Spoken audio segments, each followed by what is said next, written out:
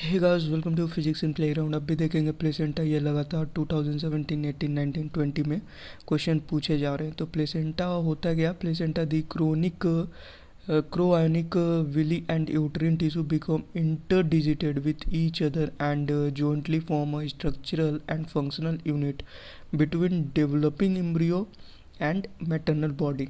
ठीक है, ये है प्लेसेंटा का डेफिनेशन। काम क्या करता है?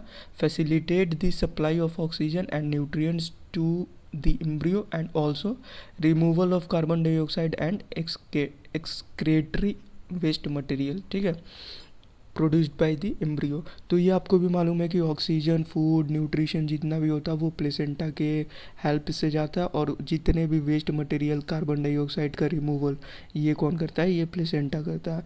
मतलब मैटरनल बॉडी और एम्ब्रियो का जो ट्रांसपोर्टिंग सिस्टम है, जो ब्रिज है दोनों को कनेक्ट करने वाला, वो ब्रिज है प्लेसेंटा। ठीक है, अब हम लोगों के क्लास 11 में अब ख्याली पुलाव समझो या जो भी समझो, ऐसा कुछ चल रहा था कि अगर प्लेसेंटा से सेल निकाल लिया जाए ना तो उससे हार्ट बनाया जा सकता है, और ऐसा रिसर्च में चल रहा है अभी। ठीक है, ये कोई ख्याली पुलाव नहीं है। उस टाइम जब मैं क्लास 11 में था उस टाइम ख्याली पुलाव था, बट अब भी चीज़ें रिसर्च चल रही है, और एक बार अगर वो हो जाता है तो इससे क्या होगा ना, हार्ट ट्रांसप्लांट करना बहुत आसान हो जाएगा। ठीक है, कहीं पे भी आप हार्ट ट्रांसप्लांट कर सकते हो। अभी के टाइम में हार्ट ट्रांसप्लांट करना बहुत बहुत बहुत बहुत ज़्यादा मुश्किल होता है। ठीक है, डेथ कब होता है? Death pathophysiology according to science, according to medical science, सिर्फ और सिर्फ ब्रेन की डेथ होती है तभी डेथ मानते हैं। अगर हार्ट की डेथ होती है तो कभी हम लोग डेथ नहीं मानते। अगर किसी का कार्डियक अरेस्ट है, पूरी कोशिश करते हैं उसे ज़िंदा कर देने के लिए। ठीक है, पर अनफॉर्चुनेटली बहुत मुश्किल होता है, बिकॉज सेंट्रल नर्वस सिस्टम और इलेक्ट्रिकल जो भी सिग्नलिंग होता है ना, सारा का सारा स्टॉप हो जाता है। तो ब्रेन में डैमेज होता है, ब्रेन के सेल्स मरने लगते हैं और इरिवर्सिबल इंजरी हो जाती है। और अगर 5 मिनट तक वैसा रह जाए तो पूरा का पूरा हाइपोक्सिया का कंडीशन आ जाएगा और इम्पॉसिबल हो जाएगा बचाना।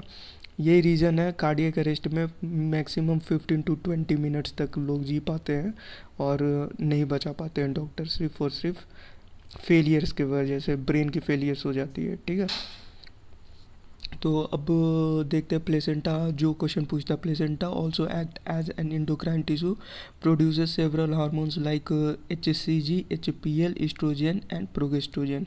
ये क्वेश्चन बार बार पूछा गया है। HCG, HPL and relaxin are produced in XX chromosomes only during pregnancy. तो ये 2021 का पेपर का क्वेश्चन है। ठीक है, तो कब होता है? Only during pregnancy. कौन कौन hormone? HCG, HPL and relaxin. दिमाग में डाल लो, HCG, HPL एंड रिलैक्सिन सिर्फ और सिर्फ प्रेगनेंसी के समय हुआ। बाकी प्लेसेंटा रिलीज़ क्या क्या करता है? Estrogen, progestogen, HPL, HCG। और जो रिलैक्सिन है ना, वो secreted by ovary. Relaxin is secreted by ovary. ठीक है, during pregnancy level of estrogen, progestogen, cortisol, prolactin, thyroxine etcetera are increased. तो ड्यूरिंग प्रेगनेंसी एस्ट्रोजन और प्रोगेस्ट्रोजन, कॉर्टिजोल, प्रोलैक्टिन, थायरोक्सिन के जो लेवल होते हैं वो इंक्रीज़ कर जाते हैं। ठीक है, तो इतना सारा कुछ आपको दिमाग में लेकर के चलना है। ठीक है, पहला तो याद रखना प्लेसेंटा होता है क्या, प्लेसेंटा का काम क्या है। दूसरा याद रखना प्लेसेंटा कौन कौन से हार्मोन्स प्रोड्यूस करता है। ठीक है, और तीसरा प्रेगनेंसी के समय में कौन से हार्मोन्स चाहिए ही चाहिए। और फोर्थ नंबर, प्रेगनेंसी के समय कौन से हार्मोन्स की लेवल जो होती है इंक्रीज़ कर जाती है। और रिलैक्सिन किससे सेक्रेट होता है? ओवरी से। ठीक है, so thanks and best of luck for exam. ये रहा आपका इस टॉपिक का क्वेश्चन, और ये आएगा। ठीक है, मैक्सिमम चांसेस है इसके आने के, रिपीट करेंगे क्वेश्चन, बिकॉज 18 में दिया, 2020 में दिया, 2021 में भी देगा। मिलते हैं नेक्स्ट क्लास में।